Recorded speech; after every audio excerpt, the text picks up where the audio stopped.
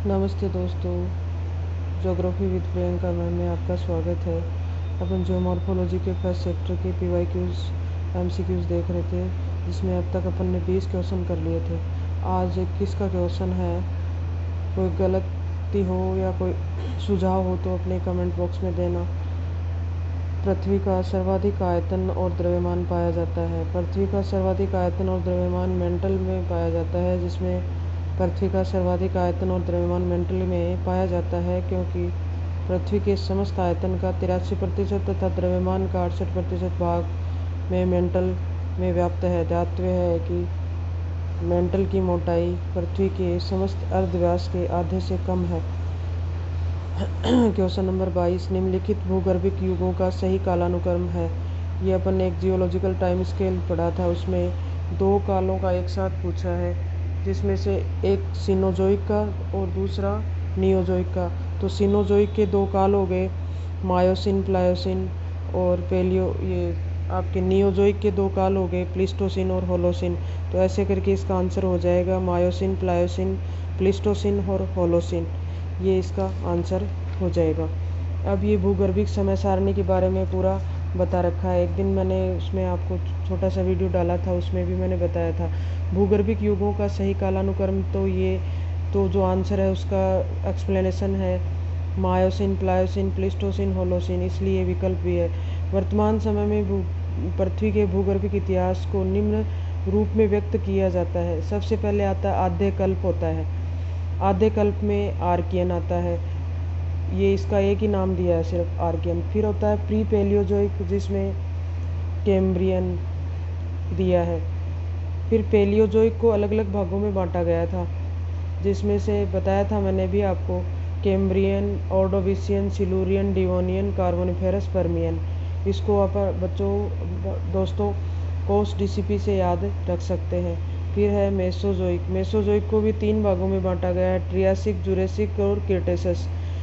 TJK के नाम से याद रख सकते हैं। फिर आता है सेनोजोइक, जिसमें सबसे पहले पेलियोसिन आता है, फिर इयोसिन, ऑलिगोसिन, मायोसिन आता है, फिर प्लायोसिन आता है। फिर नूतन कल्प बोल दो या नियोजोइक कल्प बोल दो, उसमें 2 काल आते हैं, प्लीस्टोसिन और होलोसिन। ये अपना जियोलॉजिकल टाइम स्केल है, उसके बारे में कुछ बताया गया है इसके अंदर। फिर क्वेश्चन नंबर है 23, इसमें पूछा है कि निम्नलिखित खनिजों में से किसका पृथ्वी की आयु के परिकलन में सामान्यतः प्रयोग किया जाता है। तो इसमें थोरियम और सीसे का प्रयोग किया जाता है। पृथ्वी की आयु की गणना करने के लिए यूरेनियम एवं थोरियम खनिज तत्व का प्रयोग मुख्य रूप से किया जाता है। क्वेश्चन नंबर 24, फिर वही जियोलॉजिकल टाइम स्केल से पूछा है, निम्नलिखित भूगर्भिक समयों का सही कालानुक्रम बताइए। तो ये जो ऊपर पढ़ के आए हैं उसी में से बताया गया है कि क्या है।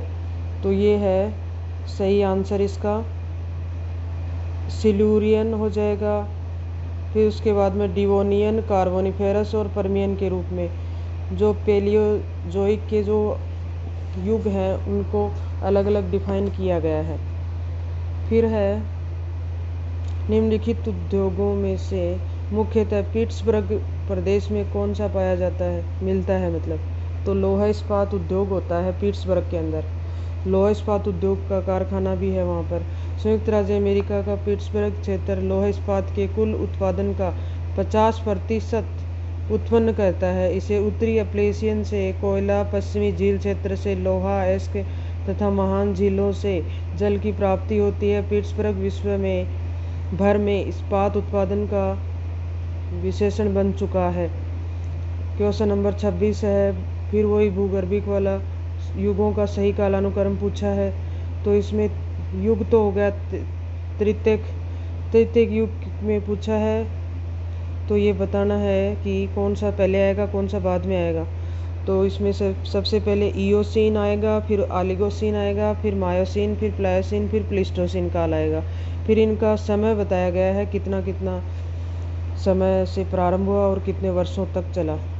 फिर आंसर क्वेश्चन है भूगर्भिक इतिहास के संबंध में, भूगर्भ के संबंध में निम्नलिखित कथनों का अध्ययन कीजिए तथा नीचे दिए गए कूट को सही उत्तर का चयन कीजिए। फर्स्ट ऑप्शन है धरातल से भूगर्भ की ओर तापमान औसतन प्रत्येक 32 मीटर की गहराई पर 1 डिग्री सेंटीग्रेड बढ़ता है। पृथ्वी की बाह्यतम परत में सिलिका एवं एल्यूमीनियम की बहुलता है। भूक्रोड के घनत्व है वो 10 से 12 है। भूगर्भ में भूकंपीय तरंगों का संचार समान गति से होता है। तो उसमें 3 आंसर सही हो जाएंगे, 1, 2, 3 सही हैं। धरातल में जैसे जैसे नीचे की तरफ जाते हैं तो भूगर्भ की जो औसत तापमान है वो प्रत्येक 32 मीटर की गहराई पर 1 डिग्री सेंटीग्रेड बढ़ता है, ये सही बात है। पृथ्वी की बाह्यतम परत जो है उसमें सिलिका और एल्यूमीनियम की बहुलता है। क्रोड का जो घनत्व है नीचे वाली परत का 10 से 12 बताया गया है। भूगर्भ में भूकंपीय तरंगों का संचार समान गति से नहीं होता है, सही बात है, क्योंकि अलग अलग पी और एस और एल की गति सबकी अलग अलग होती है। प्राथमिक भूकंपीय तरंगे ध्वनि की गति के समान और द्वितीयक जो भूकंपीय तरंगे हैं जो एस तरंगों के नाम से जो प्रकाश तरंगों की गति के समान चलती हैं। फिर है टेलीग्राफिक पठार किसका भाग है? ये उत्तरी अटलांटिक कटक का भाग है टेलीग्राफिक पठार, जो कि ग्रीनलैंड आइसलैंड के दक्षिण में लगभग 55 डिग्री उत्तरी अक्षांश के समीप चौड़े कटक पर, जहां समुद्री जल की गहराई 2000 से 3000 मीटर है, को टेलीग्राफिक पठार कहते हैं। यह वह प्रथम क्षेत्र है जहां सबमेराइन केबल बिछाई गई है। मोहो असमानता विलग करती है। मोहो असमानता जो है कि अलग करती है क्रस्ट को ऊपरी मेंटल से अलग करती है मोहो असमानता। ऊपरी मेंटल निचले मेंटल को अलग करती है, रेपिटी करती है, और क्रस्ट और ऊपरी मेंटल को मोहो करती है। निचले मेंटल को बाह्य कोर से गुटेनबर्ग अलग करती है और बाह्य कोर और आंतरिक कोर को लेहमान अलग करती है। ये मोहो असमानता की खोज सर्वप्रथम ए मोरोविसिक ने 1909 में की थी। यह निचली भूप्रपट्टी को ऊपरी मेंटल से अलग करता है। फिर आंसर क्वेश्चन है मोहो स्केल निम्नलिखित में से किसका मापन किया जाता है? एक मोहो स्केल अपन पीछे जो वीडियो बनाया पढ़ा था उसमें भी आया था, उसमें चट्टानों की कठोरता का मापन भी किया जाता है इससे। तो इसमें तो आंसर है हाँ, यही चट्टानों की कठोरता का ही मापन किया जाता है मोहो स्केल से। आकाशीय पिंडों की दूरियां प्रकाश वर्ष में मापी जाती हैं। एस्ट्रोनॉमिकल यूनिट 1.5 गुना 10 किलोमीटर, और वायुयान एवं जलयान की गति है वो जो टेकोमीटर द्वारा नॉटिकल मीटर द्वारा मापी जाती है, और चट्टानों की कठोरता का मापन मोहो स्केल के द्वारा किया जाता है। ये इसका आंसर हो जाएगा। फिर क्वेश्चन नंबर 31 है भूगर्भ शास्त्रीय दृष्टि से निम्नलिखित में से कौन सा द्वितीय श्रेणी का स्थल रूप नहीं है? द्वितीय श्रेणी का स्थल रूप कौन सा नहीं है पूछा है। तो इसमें महासागर और महाद्वीप जो होते हैं वो तो प्रथम श्रेणी के उसमें आ जाते हैं स्थल रूपों में। उसके बाद पर्वत पठार मैदान जो हैं वो आते हैं द्वितीय श्रेणी के रूप में। तो इसमें द्वितीय श्रेणी का नहीं है पूछा है, तो महासागर जो है वो प्रथम श्रेणी का हो जाएगा, इसलिए महासागर इसका आंसर हो जाएगा। महासागर और महाद्वीप प्रथम श्रेणी के स्थल रूप हैं, जबकि पर्वत पठार मैदान किसके हैं? द्वितीय श्रेणी के स्थल रूप हैं। फिर क्वेश्चन 32 पृथ्वी का औसत घनत्व निम्नलिखित में से कितना है? पृथ्वी का औसत घनत्व कितना है? 5.5 होता है पृथ्वी का औसत घनत्व। फिर ये ही वो आ गया जियोलॉजिकल टाइम स्केल का क्वेश्चन। निम्नलिखित में से फिर वही कालक्रम पूछा है, कैसे क्या होगा? इसमें आएगा पहले आयोसीन को इयोसीन भी कहते हैं, जो आज से 70 मिलियन वर्ष पूर्व प्रारंभ होकर 30 मिलियन तक चला था। इयोसीन, ऑलिगोसीन, मायोसीन, प्लायोसीन, ये इसका आंसर हो जाएगा। फिर है क्वेश्चन नंबर 34 कोर मध्यस्थ क्षेत्र कौन सी लहरें प्रवाहित हो सकती हैं? कोर के बीच में पूछा है कौन सी लहरें प्रवाहित हो सकती हैं। तो प्राथमिक लहरें जो हैं वो कोर में प्रवाहित हो सकती हैं। प्राथमिक लहरें प्राइमरी वेव्स जो हैं वो तीनों माध्यमों में चलती हैं, ठोस तरल गैस तीनों माध्यमों से गुजर सकती हैं। इसी कारण प्राथमिक लहरें ही कोर के मध्यस्थ क्षेत्र में प्रवाहित हो सकती हैं। द्वितीयक तरंग केवल ठोस माध्यम से गुजरती हैं तो वो कोर में नहीं जाएंगी सकती हैं, और तरल माध्यम में वो क्या हो जाती हैं? लुप्त हो जाती हैं। फिर क्वेश्चन नंबर 35 है पृथ्वी के में किस गहराई पर ठोस पदार्थ तरल अवस्था में मिलते हैं?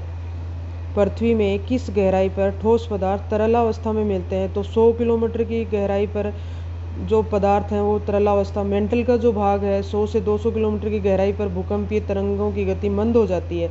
इस भाग को निम्न गतिक मंडल कहा जाता है। इसे प्लास्टिक दुर्बलता मंडल भी कहा जाता है, जिसको एस्थेनोस्फेयर के नाम से भी जानते हैं। यह भाग प्लास्टिक एवं अपेक्षाकृत पिघली हुई अवस्था में है। इस भाग में ठोस पदार्थ तरल अवस्था में मिलते हैं। दोस्तों, कैसे आपको क्वेश्चन लगे, आपके सुझाव हो या कोई आपका कमेंट हो, मेरी कोई गलती हो तो आप कमेंट में ज़रूर बताना। आपको अच्छा लगे तो शेयर करना, सब्सक्राइब करना और लाइक करना। धन्यवाद दोस्तों।